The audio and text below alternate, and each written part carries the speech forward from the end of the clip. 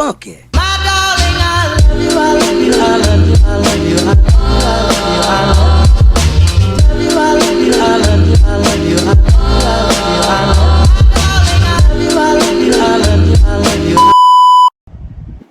Hi, hello guys! Welcome back to my YouTube channel. I'm Isabella Gusto, and for today's video, we will be answering your questions and giving advices from TikTok. So I posted this video on TikTok a few days ago to ask you guys to comment down all the questions and things you guys want to know.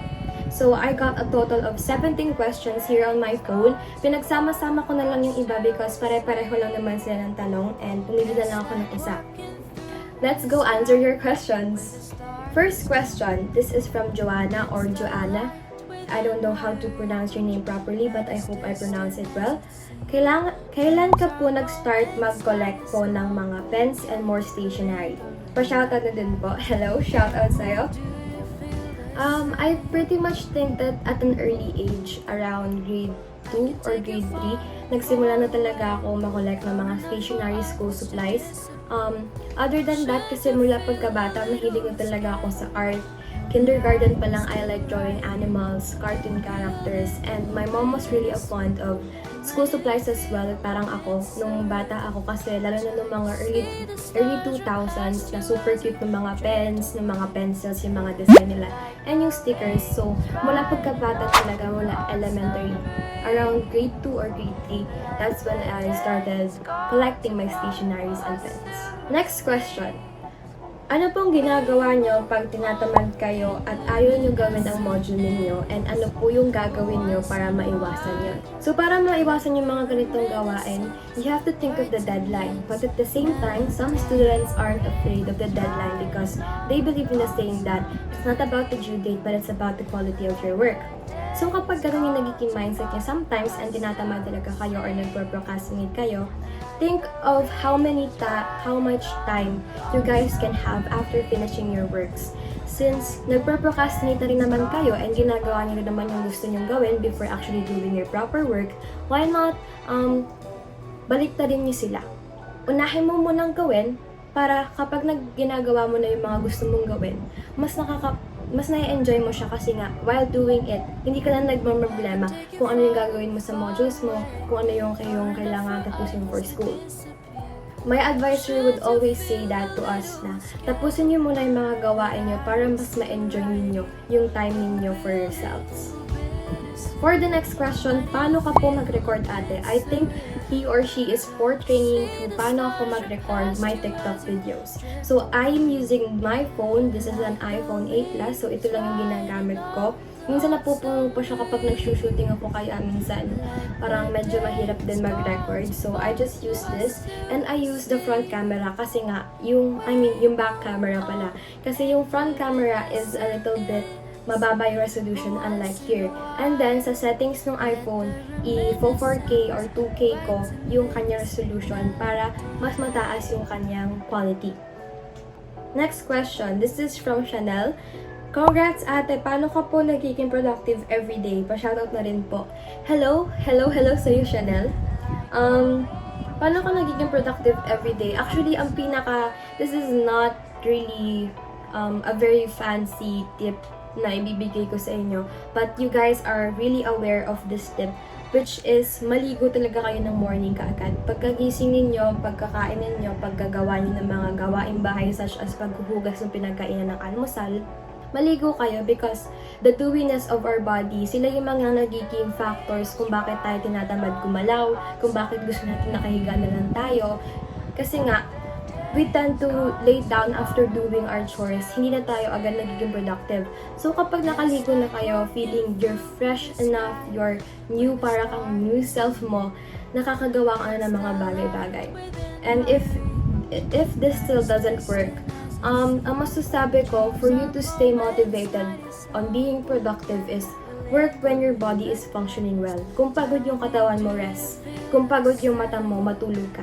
Kung pagod yung isip mo, matulog ka, ipagpahinga mo, gumawa ka ng mga gusto mong gawin. It's okay to take a rest. But after taking your rest, kailangan matuto kayong mag-stand up again and do your things. Next question, this question is from L. How do you make your laptop so aesthetic? For my laptop, gumagawa ako ng mga customized wallpapers na kino-customize ko siya sa mga gusto kong pictures, sa mga gusto kong aesthetic. It depends on my mood and ginagawa ko sila sa canva.com. Canva.com also offers desktop wallpapers for you guys to use for it to be more aesthetic and more organized. And marami sa kanila ang free if you're not in a Canva Pro. Next question, how to improve your English grammar? So, ito talaga, nung bata kasi ako, I remember not really excelling to the field of grammar, of having the right vocabulary nung bata ako. But as I grew older, I started reading books, English books. I started reading Wattpad, I started reading a lot of literature works kasi as I grow older, na-inlove talaga ako sa literature and sa English kasi parang it became my favorite subject out of all the subjects. Literature, communication, English. So, for you to improve your grammar, yun nga, like me, you should read books. I suggest also for you to read dictionaries if hindi ka naboboard sa pagbabasa. And if you're going to read books, read English books instead of Tagalog. Kasi nung bata ako, mahilig ako magbasa ng Tagalog books but it doesn't really help my vocabulary. And nung nag-switch ako sa English books, yun. And apart that, kailangan mahalin mo talaga yung gagawin mo. Kasi yun nga, I grew loving literature and English. So parang kahit mahirap siya aralin before, talagang nagawa mo because you really love doing it. Next question, highlighters recommendation. This is from Alexia. This Sharpie Banana Yellow Highlighter Smudge Free. So, meron ito sa Shopee and meron din ito sa mga SM Department Store. So, super ganda talaga kasi nito kapag nilagay niyo sa mga reviewers ninyo and hindi siya nagsa-smudge free kasi nga, smudge free. And meron din other colors dito such as pink, blue, green, or neon yellow. But at the same time, itong banana yellow is super ganda talaga sa mata. Next question. Paano nyo po na-improve or na-maintain yung pagiging productive? So, for this naman is a question from Nicole Maxilum. From Nicole. So, para ko ma-improve or ma-maintain yung pagiging productive ko, para ma-maintain ko kasi pagiging productive ko, I reward myself from time to time kapag nakaka-achieve ako ng mga bagay-bagay. A reward na hindi nag-i-involve ng money, hindi nag-i-involve ng any luxury things, but a reward of a rest. Kasi, for you to maintain or improve your productivity in your life, kailangan matuto ka rin talagang kumuha ng proper na pamamahinga. Next question is from Banana. What made you choose UMS po? So, yun guys, nasabi ko na before in my previous videos that I'm a UMS student. So, maraming nagtataka sa inyo kasi alam niyo naman na some of you guys know that I'm hoping to enter med school in the future.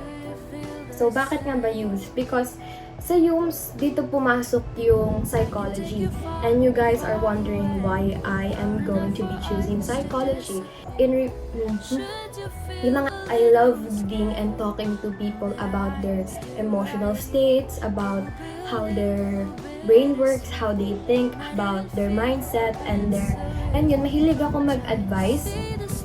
I've been a member of an association or an organization in our school wherein sa guidance, we help students like me, like younger or older students with their mental health and their mental state. So yun, before actually kung talaga makakapasok nga, before entering med school, I want to do something that I really want to do, and which is psychology kasi nga super fascinating and super gusto ko talaga yung course na yun. But if hindi psychology yung kukunin ko, I will probably be MMA, which is a multimedia arts student. Next question is from Zayn. Can you give some tips how to be productive and a good time management? I think she or he is portraying to time management. So, hindi ko nasasagutin yung paano maging productive because nasagot ko na nga yung dalawang questions na how to have a good time management or a good time schedule. So, yun nga, before ending your day, Write down your schedule for the next day. I know it's an extra work for the day, but at the same time, in that way, organize talaga yung oras mo sa kinabukasan. Like, for this time, liligo ako, this time kakain ako, this time may pasok ako, this time magmamodule ako, this time magpapahinga ako, this time manonood ako, this time. So, that's one of the proper things that you guys should do if you want to have a good time management. You should always schedule what you guys are going to do and stop procrastinating. Next question, what's your stationery shop recommendations?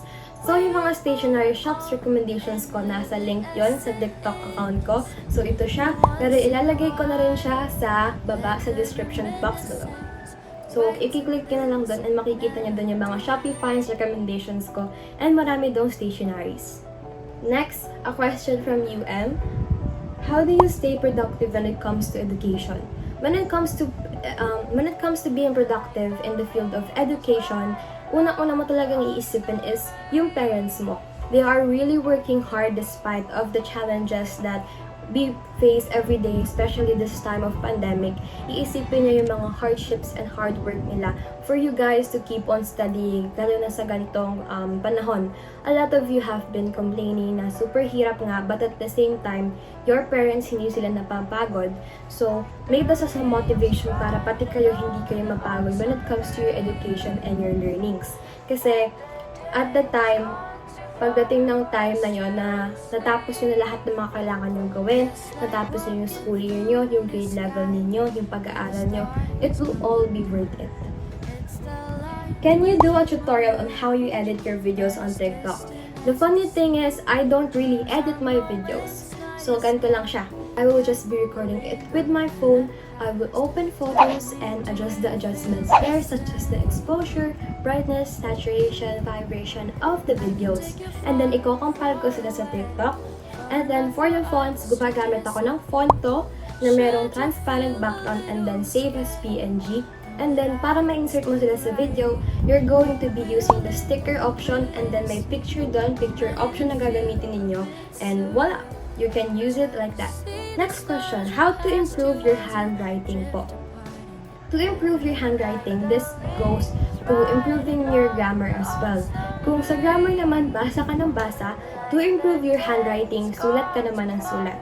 It's really tiring, especially if you have long nails such as me. Hindi talaga maintindihan yung sulat ko lalo na pang cursive.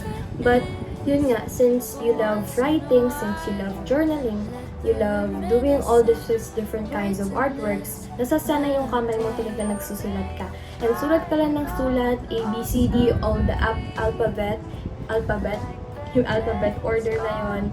And sulat ka lang ng sulat, copy ka lang ng copy, na-improve mo yung pagsusulat mo and mas nahahanap mo yung proper na font ng iyong sulat. Next question. What's your advice to students like you suffering from social anxiety? Thanks po, Ate Isa. I don't know if I have social anxiety because kapag nasa labas ako or nasa social place ako or nasa social media, I'm not really conscious about the people. Siguro if meron akong dapat ika-insecure, merong magkakaroon ako ng anxiety about it. But my friends knows this, my parents knows this, that kapag nagkakaroon kasi kayo ng social anxiety, cover your ears. Don't listen to the people around you. Don't listen to the negative things that they're going to say about you. You're a human being. You're not perfect, and it's normal to have flaws, and it's normal to have different kinds of mistakes in your life. To prevent from suffering from social anxiety, cover your ears. Don't let them get into you. And if ever mo masasaktan ka, that's okay. Use it as a motivation for you to go and reach your goal. You have to accept yourself first before putting yourself in that social life. Kasi nga, lalo ka lang mahihirapan if you don't know how to take criticism from other people.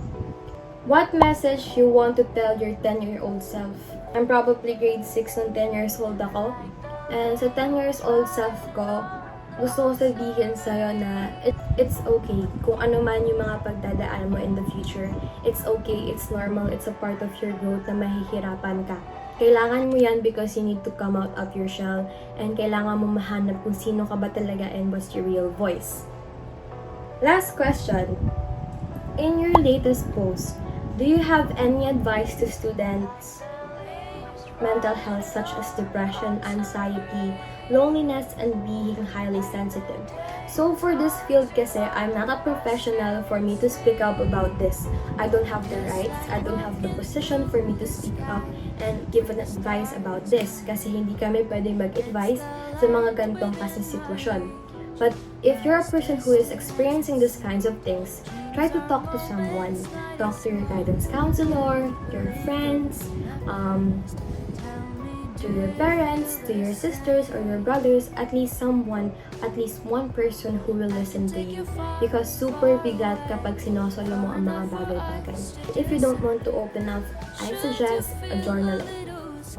I suggest a journal or a diary. You write your thoughts there, you write your thoughts and emotions there hanggang sa mapagod ka sa kakasulat. Ilagay mo lahat ng mga bagay na gusto mong sabihin doon para may labas mo siya because it's hard na lagi mo siyang kinikimkim kasi anytime you may explode. But yun, if you're suffering from these kinds of illness or these kinds of feelings, try to talk to a professional about it because this is not a joke, this is not a silly thing, and this is not a simple thing. So yeah. So I guess that is all for today's video. I hope you guys enjoyed this video like me. Super na-enjoy ko talagang magsagot ng mga questions ninyo and I give my opinions, my perspective, and the things that I can share sa mga experiences ko para sa inyo. And again, before ending this video, don't forget to click subscribe, hit that bell button below to get notified every time I upload a new video. Bye!